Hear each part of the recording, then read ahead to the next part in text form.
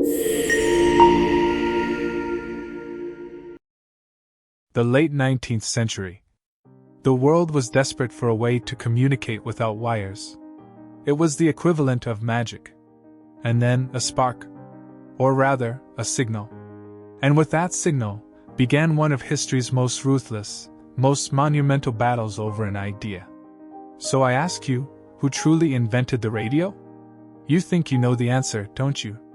But I assure you, the truth is far darker, far more fascinating, and a labyrinth you will get lost in. Two men. Two geniuses. One of the greatest media heroes the world has ever seen. The other, almost a myth, the tragic story of a forgotten mind. So, who is the real hero? Listen closely, because we are about to find the truth lost in the waves. The birth of an idea making the air twitch. Our story doesn't start with one man, but with a storm of ideas. The 19th century was the golden age of electricity. Names like Michael Faraday and James Clerk Maxwell were talking about invisible forces, electromagnetic waves. Finally, in 1887, Heinrich Hertz proved these waves existed in his lab. To him, they were just an interesting physics experiment. Useless. He's even reported to have said, "It's of no use whatsoever." This is where a name few people know enters the story. Edouard Branly, a French physicist. He developed the wave detector, the coherer, which could sense Hertz's waves. This device was so sensitive that during an experiment, artillery fire was happening a few hundred meters from his lab, and with every cannon shot, the device activated. He realized the waves were affected by the vibrations from the explosions. One of the foundational blocks of radio was understood thanks to an artillery battery. And another key figure, Oliver Lodge, a British physicist. In 1894, 2 years before Marconi's first patent, he became the first person to transmit and receive an SOS signal via Morse code using radio waves. So why don't we know his name? Because Lodge saw this as merely a scientific demonstration. He didn't see the commercial potential. In his mind, it was just a toy. While all these ideas were floating in the air, in Italy, a young, ambitious, and business-savvy man was figuring out how to put all the pieces together. His name, Guglielmo Marconi. The Italian prodigy, the rise of Guglielmo Marconi. At age 20, Marconi was experimenting in the attic of his family's Italian estate. His goal was simple, to use Hertz's waves like a telegraph. To invent the wireless telegraph. By 1895, he managed to send a signal strong enough to ring a bell. But the interesting part is this: Marconi was a total Frankenstein. Rather than inventing something new, he took existing pieces, the ideas of Faraday, Hertz, Branly, Lodge, and assembled them to work more efficiently. So what was the real secret behind Marconi's success? The answer is coming soon. But first, let's look at his journey to England. When Marconi failed to get investment from the Italian government, he made a much more visionary move. He went to England with his mother. Why England? Because England was the world's greatest naval power. The Navy was desperate for instant communication between its ships. Marconi took his invention to the British Patent Office and in 1896 filed for the world's first wireless telegraph patent. Patent number 7777. This 7777 patent is actually a bit fishy. Because at that time, patents in Britain were filed by number, and 4-digit patents were often given to inventions considered very important. It's said that Marconi had powerful relatives in the British Post Office who helped him get this lucky number. A little nepotism, a little luck, and a little political connection were already at play. And then, that unforgettable moment, December 12, 1901. Marconi sent 3 short signals from England to Newfoundland, across the Atlantic Ocean, SSS. 3 dots in Morse code. This was the first transatlantic radio signal in history. The world had effectively shrunk. Overnight, Marconi became the world's most famous inventor. In 1909, he won the Nobel Prize in Physics. But something's missing in this perfect story, isn't it? Someone was left out. Because those same ocean-crossing signals were actually resonating in the laboratory of a much more powerful mind, long before Marconi. Silicon Valley's first victim, the vision of Nikola Tesla. Now, enter the true master, Nikola Tesla.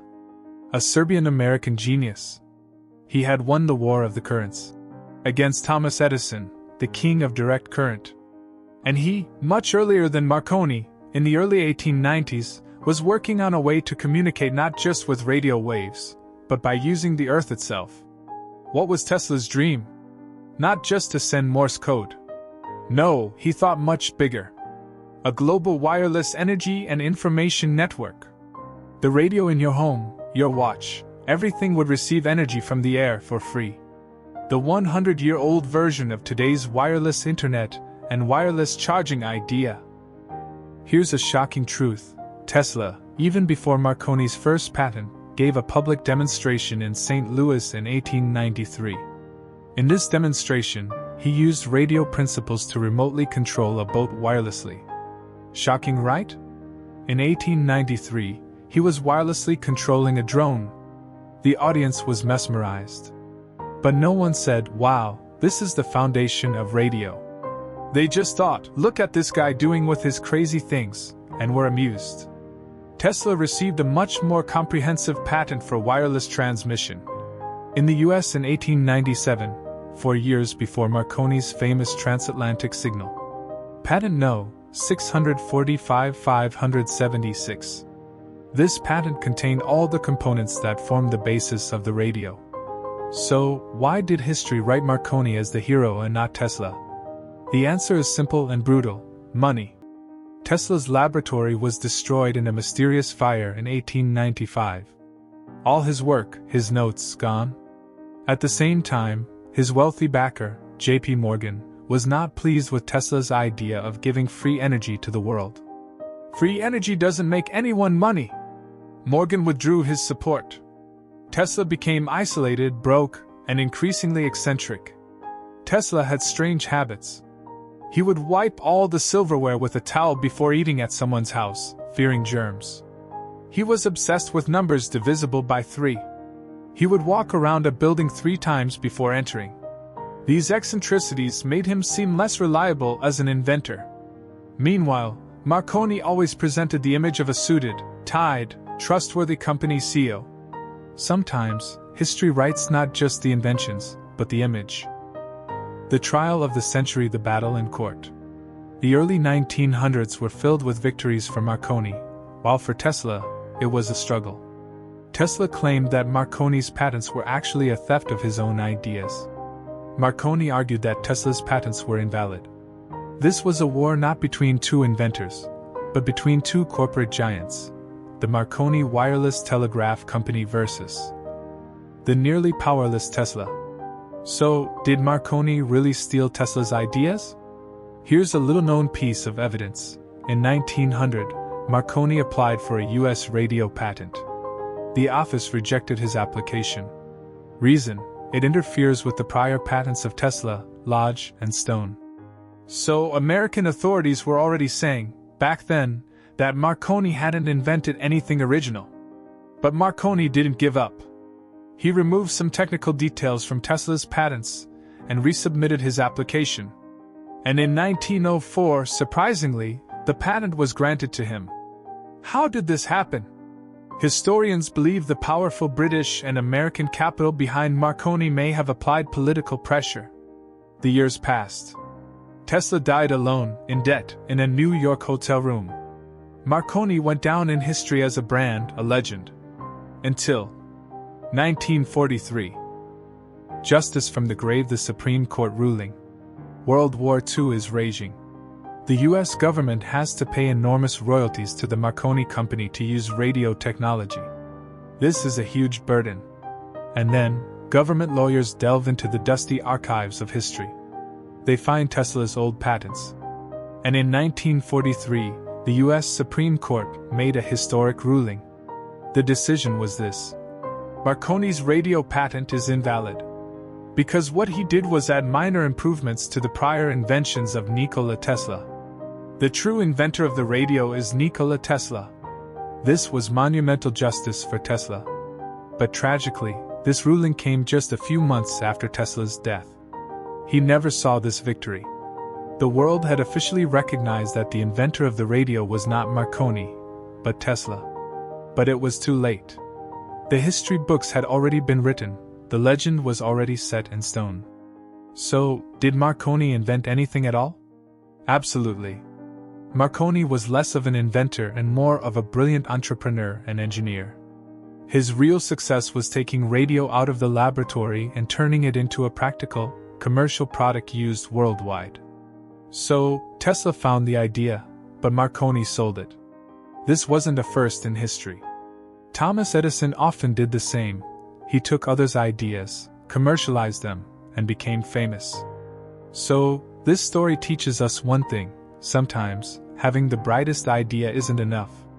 Being able to sell it, at the right time, in the right place, to the right people, is just as important as the idea itself. The truth in the waves. So, who really invented the radio? The answer is now clear: Nikola Tesla.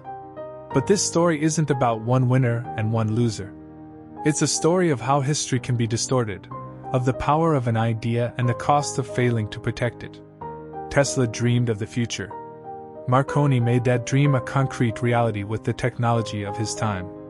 The next time you turn on the radio in your car, don't just listen to the music. Remember the tragic genius in the waves, Nikola Tesla. Without his vision, we might still be driving in silence. Because sometimes, the greatest inventions are the most invisible ones. And sometimes, the greatest heroes are the ones lost between the pages of history.